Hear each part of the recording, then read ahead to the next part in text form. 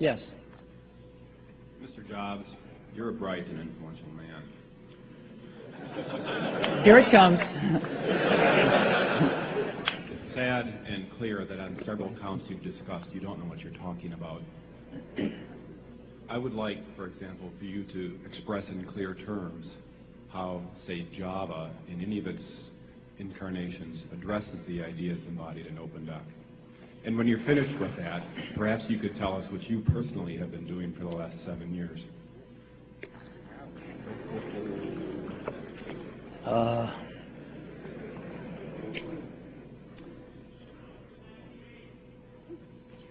You know, you can please some of the people some of the time, but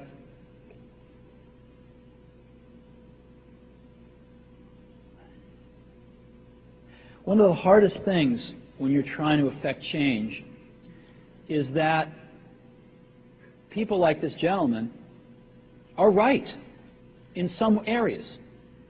I'm sure that there are some things OpenDoc does, probably even more that I'm not familiar with, that nothing else out there does. And I'm sure that you can make some demos, maybe a small commercial app that demonstrates those things. The hardest thing is, how does that fit in to a cohesive, larger vision that's going to allow you to sell $8 billion, $10 billion of product a year? And one of the things I've always found is that you've got to start with the customer experience and work backwards to the technology. You can't start with the technology and try to figure out where you're going to try to sell it. And I've made this mistake probably more than anybody else in this room. And I've got the scar tissue to prove it. And I know that it's the case. And as we have tried to come up with a strategy and a vision for Apple, it started with what incredible benefits can we give to the customer? Where can we take the customer? Not starting with, let's sit down with the engineers and figure out what awesome technology we have, and then how are we going to market that. And I think that's the right path to take. I remember with the laser writer, we built the world's first small laser printers, you know, and there was awesome technology in that box. We had the first Canon laser printing, cheap laser printing engine in the world, in the United States here at Apple. We had a very wonderful printer controller that we designed. We had Adobe's PostScript software in there. We had AppleTalk in there. Just awesome technology in the box. And I remember seeing the first printout come out of it and just picking it up and looking at it and thinking, you know, we can sell this. Because you don't have to know anything about what's in that box. All we have to do is hold this up and go, do you want this? And if you can remember back to 1984, before laser printers, it was pretty startling to see that. People went, whoa, yes. And that's where Apple's got to get back to. And, you know, I'm sorry that OpenDoc's a casualty along the way, and I readily admit there are many things in life that I don't have the faintest idea what I'm talking about.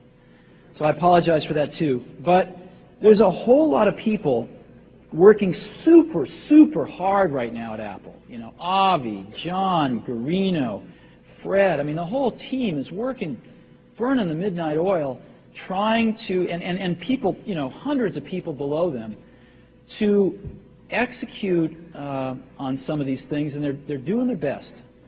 And I think that what we need to do, and some mistakes will be made, by the way. Some mistakes will be made along the way. That's good, because at least some decisions are being made along the way.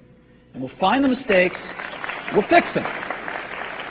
And I think what we need to do is support that team going through this very important stage as they work their butts off. They're all getting calls, being offered 3 times as much money to go do this, do that, the valley's hot. None of them are leaving.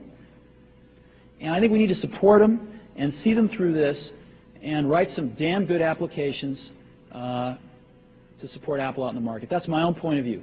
Mistakes will be made. Some people will be pissed off. Some people will not know what they're talking about. But I think it is so much better than where things were not very long ago. And I think we're going to get there. So I think we've got time for just... We had absolutely no idea what people were going to do these things when we started out. Matter of fact, the two people it was designed for was Woz and myself, because we couldn't afford to buy a computer kit on the market. So we liberated some parts from Hewlett-Packard and Atari, and worked on a design for about 6 months and decided that we would build our own computer. So we built one, and Woz was up till 4 in the morning for many moons, and we got it working. We showed some of our friends. Immediately, everybody wanted one. And it turned out that it took about 40 hours to build one of these things and about another 20, 30, 40 to debug it. And we had a lot of friends that worked at similar companies who could liberate the parts also. And we found ourselves spending every spare moment of our time helping our friends to build computers. And it was just getting to be a tremendous drain on our lives. So we got the idea one day that we could make a printed circuit board without the parts in it and sell these blank printed circuit boards to our friends and probably cut the assembly and debug time down to, 5, 10 hours. So Woz sold his HP 6 calculator and I sold my van, and we got $1,300 together, and we paid our friend of ours who was this PC board layout person $1,300 to do us a layout, and decided we'd sell printed circuit boards at twice what it cost to build them and hopefully recoup our calculator and transportation at some later date. So that's what we did, and I was out trying to peddle PC boards one day and walked into a bite shop, the first bite shop in Mountain View. And Paul Terrell, the then owner of the bite shop, said he would like to take 50 of these computers. And I saw dollar signs in front of my eyes. But he had one. So one of the things that Apple is going to try to do over the next 3 or 4 years is to further that goal. And the key area we're focusing on is the following. Right now, if you buy a computer system and you want to solve one of your problems, we immediately throw a big problem right in the middle of you and your problem, which is learning how to use the computer. Right? Substantial problem to overcome. Once you overcome that, it's a phenomenal tool.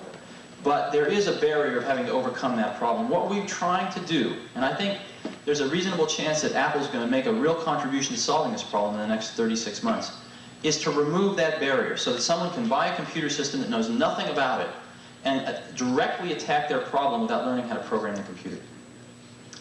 And the reason I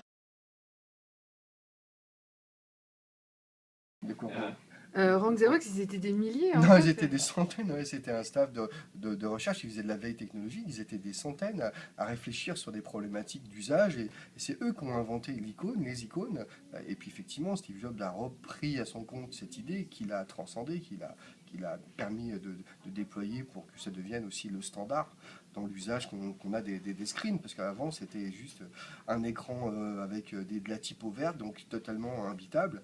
Donc voilà, grâce à ces gens de Rank Xerox qui se sont mis à plusieurs pour réfléchir à des développements et à faire de la veille à tout niveau, que ce soit technologique, que ce soit dans les usages, dans l'ergonomie, Steve Jobs en a pris la meilleure...